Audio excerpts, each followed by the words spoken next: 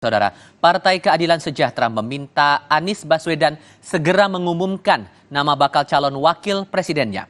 PKS berharap keputusan itu sudah bisa diumumkan antara bulan Juli ini atau Agustus nanti. Ketua DPP PKS Mardani Alisera menilai sudah tidak banyak waktu untuk menimbang nama bakal cawapres untuk Anies dalam Koalisi Perubahan untuk Persatuan. Baginya pengumuman perlu segera dilakukan untuk memberi kesempatan kepada publik mempelajari rekam jejak tokoh.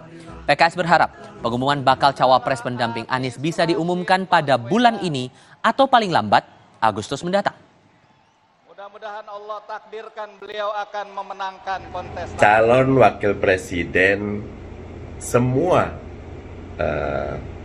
tokoh kita sebaiknya segera diumumkan. The sooner the better. Karena memberi kesempatan kepada publik untuk meneliti rekam jejak dan juga untuk bertanya apa programnya, apa targetnya, apa visinya.